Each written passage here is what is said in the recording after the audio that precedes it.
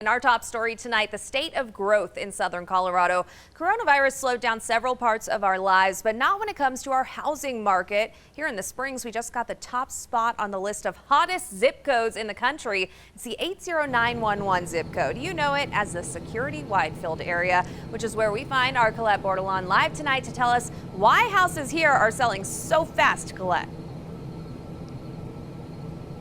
Yeah, for one, homebuyers' behavior has changed with the pandemic. People looking past city centers and towards areas like this one. Now the hottest zip code in the entire country, based on how long it takes properties to sell and how often they're looked at online.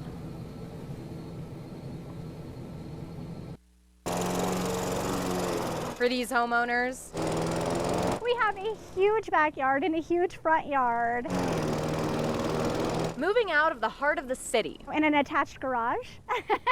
And that's not really easy to find in the city. Comes with some perks.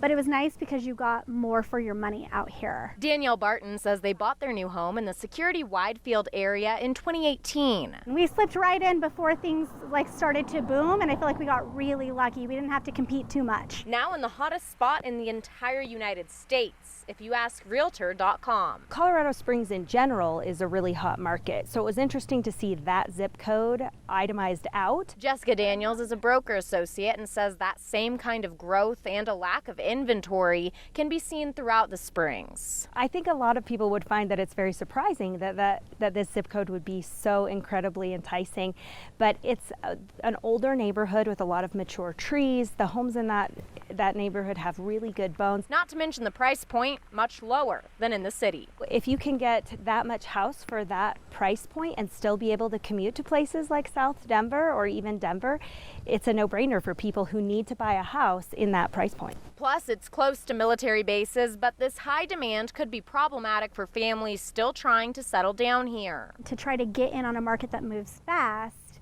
when they may not be able to be physically present to do that. But Barton's here to stay. I'd like to keep my kids in that community, especially when it's growing and they're going to have that diversity. Raising her family in the place where she grew up too.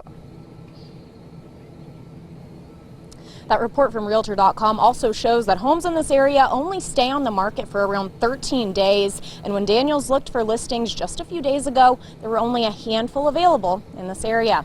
Always watching out for you, Security-Widefield. Colette Bordelon, News 5.